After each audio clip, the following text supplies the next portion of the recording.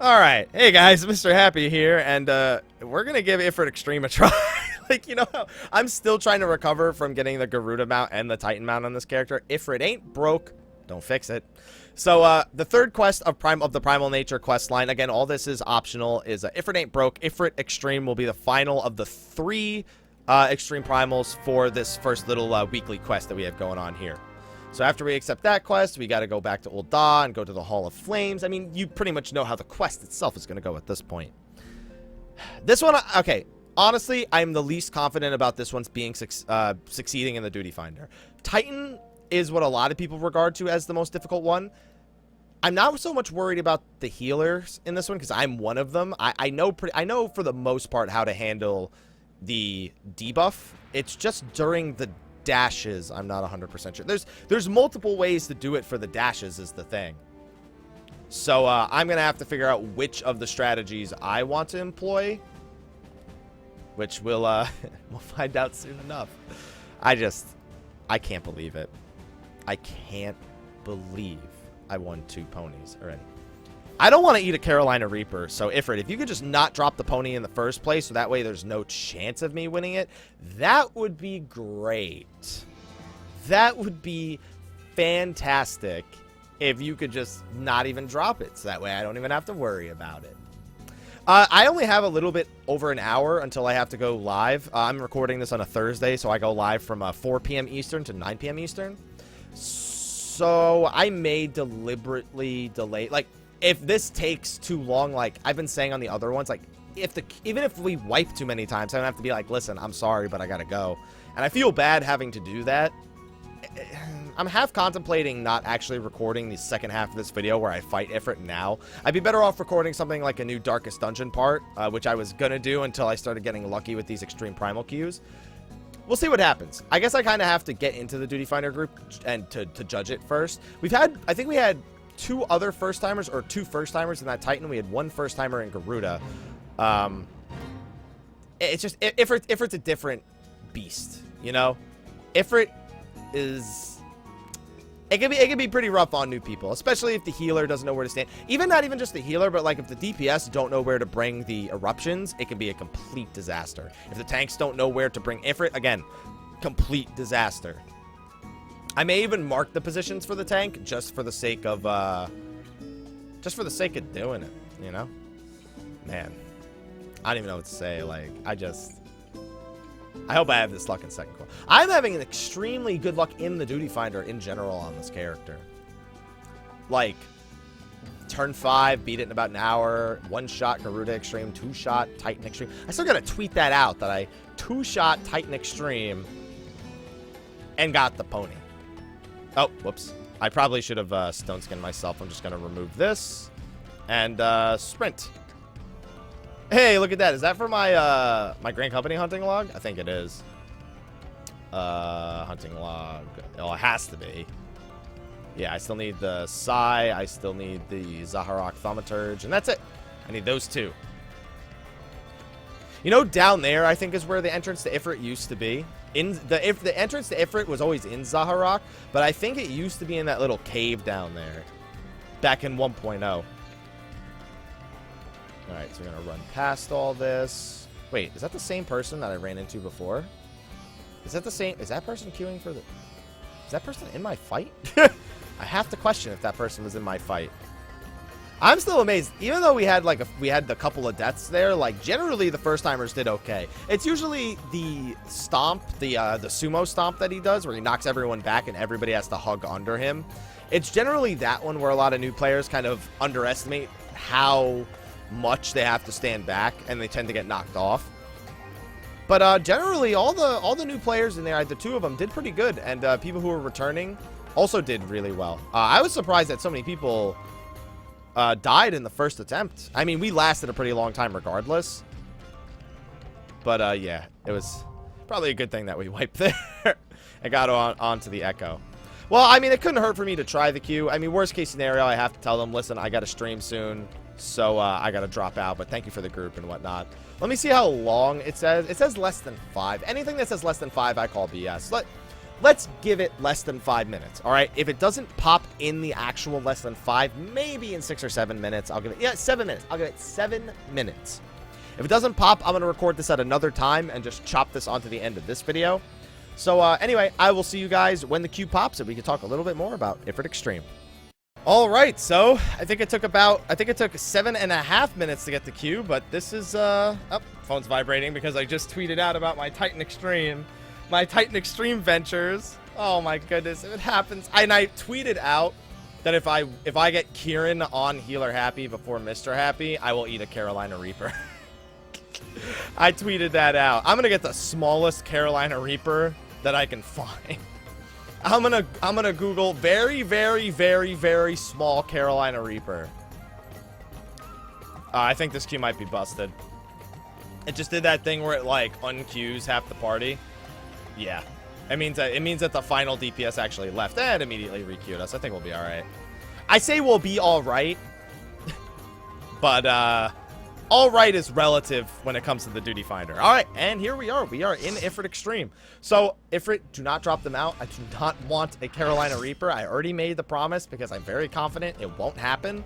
But I am actually afraid. So, don't do this, and we can all be Happy Gilmore. All right. So, this is Ifrit Extreme. This fight is almost completely similar to the last one.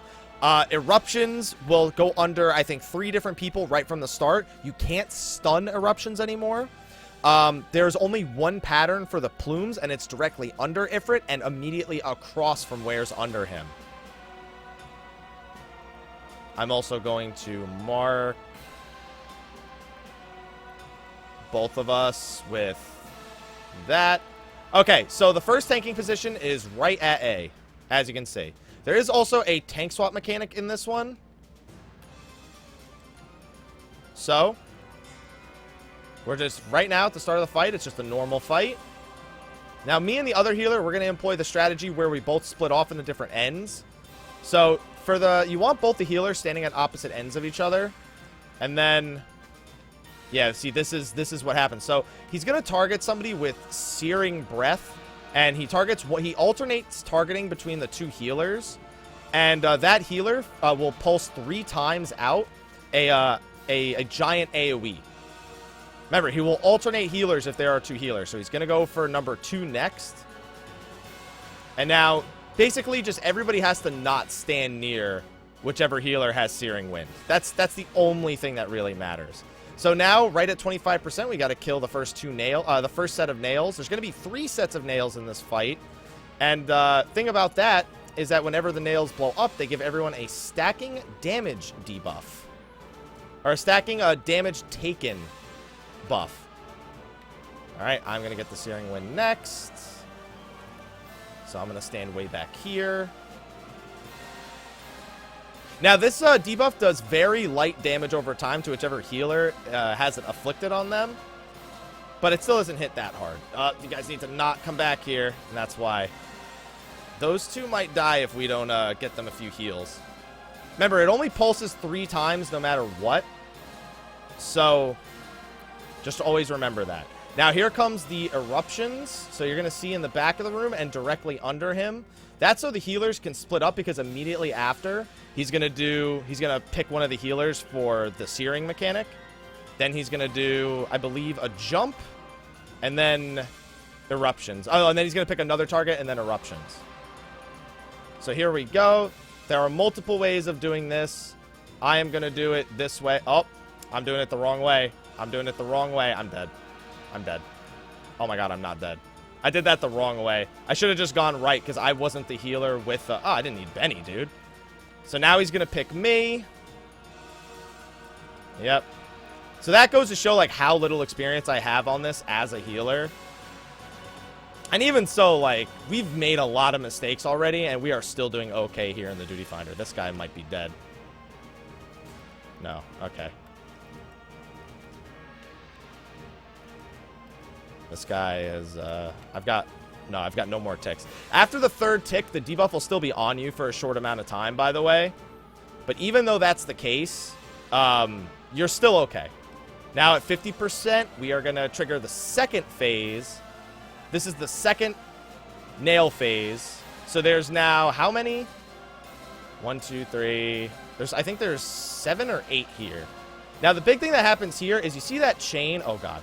Now you see that chain in the middle of the room between those two people. Those two people need to stand as close to each other as humanly possible. And the reason for that is that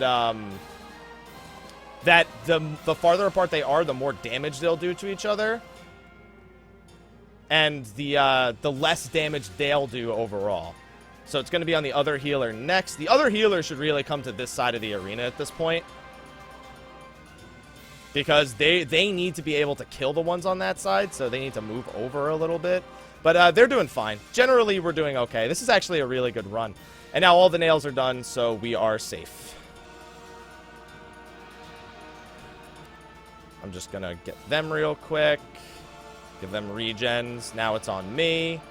I'm going to run to the back of the room. Give myself a stone skin since we're going to have another jump here in a second. He's going to do Inferno again. Should be right here at 35%. He should just jump into the air. Yeah, he either does it after a certain amount of time, and if all the nails aren't dead, then, if all the nails aren't dead, then it just, whatever, you know, it does what you think it does. It kills you instantly. One thing you have to watch out for is how all of his attacks cleave in this version. So normally what you'll do is you'll send the healers back here, because it's a safer place to stand for the mechanic. So now I'm going to go stack with the rest of the group, so for this dash mechanic, I don't get destroyed again. That healer knows exactly where to stand for the most part. So here we go. We all stand right here, except for that person who's on the opposite side. They see how they're staying on the opposite side from us because they have the Searing Wind. That's exactly what you're supposed to do. They did that perfectly. Now I'm going to get selected for it, and I'm going to stand off to the side like this. It's going to target me. And then there's going to be a set of eruptions, and I just have to hope that they don't run this way. Like, this guy keeps... Okay, oh, that's fine. Okay. He already got the res, so I just technically wasted my swift cast. Here's what I'm going to do. Now that my last tick wore off, I'm going to run into the group. Now, this one, on top of having all the little nails, has a big nail. The big nail, usually, you'll either do it first or you'll do it last. It depends on what your group ultimately decides on. But both of those are viable strategies. I'm going to stand right here just so I can heal everybody. And then as soon as his wears off, I need to get right to where everybody else is. So I'm going to stand right here because they've already cleared out all the nails in this area. It's the safest place for me to stand. That Black Mage might be a little bit too close. There we go. So we're actually moving a little bit slowly through all these. And see, that's why you don't want to use just the caster LB here, because if you do, what'll happen is you'll just end up in a situation where all of the things explode at the same time, and it's not good. Oh, that healer needs to make a move. Yeah, we need some big AoE heals right here, because the tank's got a lot of those stacks, and I'm just going to spam heal them. Now they're killing off the last nail. They're going to LB it, and we're good. Oh, shit, it's on me. Run! Run, run, run. No, no, no, no, no, no, no, no, don't stand near me. Don't stand near me. Wow, we might actually one-shot this, too. I need to get a cure off on that guy. All right, he's good. He's good. It's pretty easy to learn fight. I got one more explosion. And then, gonna go in for the Medica 2. And then I'm gonna go to the back of the room. I wonder if there was anyone who was a first-timer here except for me. It'd be pretty cool if it wasn't. There you go. I think it's going to pick the other healer next. Now, there's one fun trick you can actually do as the healer in this group. You can actually line of sight the Searing Wind and completely avoid getting hit by it at all. It's a really neat trick, but it's not always easy to do. So, not a lot of healers go for it, especially in the Duty Finder. Like, that's something that if you mess up, it's most likely going to hit everybody. But yeah, we one-shot Ifrit Extreme in the Duty Finder. Wow, I mean, just the Duty Finder has just been great. I don't know why I've been making all these jokes all this time. We've been doing great. Yeah, I was the only first-timer. So, I mean, and I'm not a real first-timer, so it doesn't count. All right, no mount. No Carolina Reaper. We're good. Yeah, GG Duty Finder Guru. That's what I typed it. That was, like, the most successful thing I've ever... Like, this was a series of events that I would have never expected would have happened in the Duty Finder. I at least won the Infernal Bangle. And no, the Bangle does not count towards me eating the Carolina Reaper. Okay? Well, one-shot Ifrit EX, but no pony. Rip.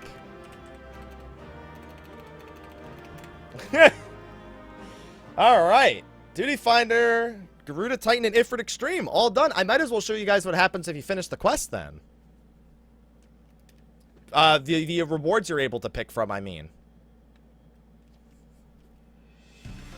Alright, so now let's return to the Hall of Flames. Go back to Ul'dah. I mean, those were just perfect examples of where to hold the boss.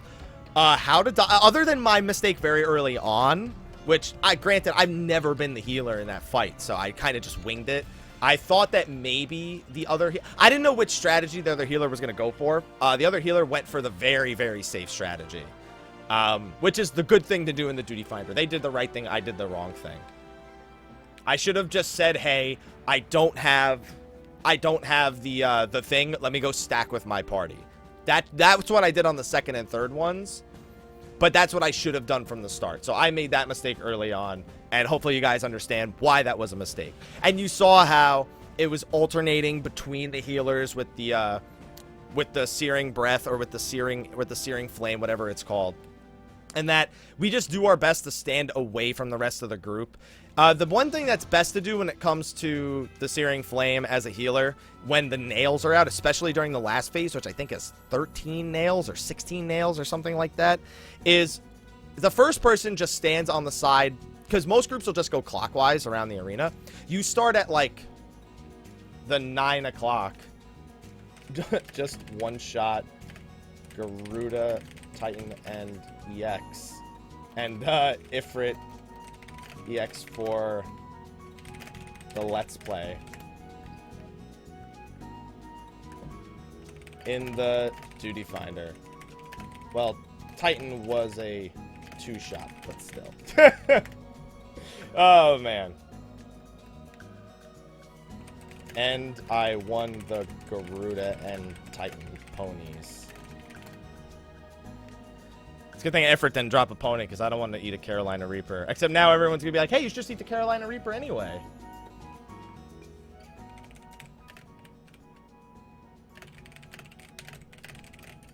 I'm having a conversation real quick.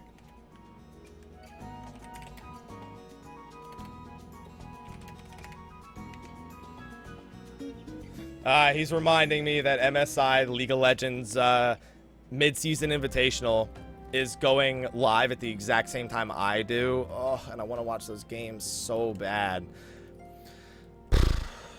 Hopefully TSM and Fnatic have a good showing against SKT and EDG. I hope they do. Alright, so, hand that in, and that's all 3 focuses. We have finished the first set of Extreme Primals. Now, in order to do the next part, to tussle with gods is the next quest. And this doesn't actually have a fight involved. This is literally just the unlocking of the weekly quest in Mordona. So now, all 3 of those items that I just handed to him, he's going to give them back to me, and I'm going to bring them to Mordona. And then they're going to give me tokens, which will let me pick out a weapon from a list of weapons. It's an item level 90 weapon, so this is actually going to play out really well when my Scholar hits... well, actually, you know what? I was going to have a weapon anyway, because I have an unidentified tombstone. And I'm going to have enough soldiery. I mean, let's just be real. I'm going to have enough soldiery for that one by the time... Yeah, I'm so close. Regardless, though, theoretically, if I didn't have an unidentified elegant tombstone and I wasn't just going to use a Sand of Time, this would have been great because I would have had an item level 90 weapon for my Scholar. I could always get the one for Summoner. I mean, here's the thing. At 50, the odds are actually I should get the Scholar weapon and then get a Scholar weapon for this and get a Summoner weapon for the other one, because I'm probably going to be playing Scholar in or Summoner in level 50 content more often than I'm going to be playing Scholar, just because I may even, honestly, I might switch to keyboard and mouse when I play Scholar. I know this series is supposed to be entirely with a controller, and I'm going to give Scholar an honest try at first, but if it's like, I'm so comfortable with playing Summoner and Scholar on keyboard and mouse. It just, the adjustment to controller is far more extreme for those two jobs because of how many pet interactions there are in this game. Alright. Special weapons. Yes, I would love some special weapons. So they just gave me 3 of an item. They just gave me 3 Rowena's tokens. That, not Rowena's tokens of soldiery, not Rowena's tokens of anything else, just Rowena's tokens. So now that unlocks a weekly quest called Primal Focus, and every week, should you desire, you can do that quest in order to get another weapon. You will probably never do that. After completing it the first time, if you even decide to complete it the first time, you'll probably never do it. And here are all of our options. So in the case of Paladin, the Break Blade is 2 and the Onion Shield is 1. So you might as well just get them all because they give you 3 tokens every time. Hellish Claws for Monk, Dual Hawken, and these are some of the best glamour looking weapons as well, in my opinion. So even if you're not going to get them for that, they are good glamour weapons overall. Alright, so do I want to go with the Cognitome or the Omnitome? The Scholar Book or the... Oh, wow, they're both pretty bad. They are both... Wow, these weapons suck. I don't even want either of them. Yeah, I'm going to get the Summoner Book because I am going to have enough soldiery for my Scholar by the time they hit 50 to just get an item level 110 weapon anyway. Excuse me. All right, and that's it. Thank you for watching the first 3 Extreme Primals, Garuda Titan Extreme. I forgot. I just hiccuped right there. I didn't even realize. Thank you for watching. I will see you guys in the next part where we either take on the second coil or I don't even know what order I'm releasing these videos in anymore.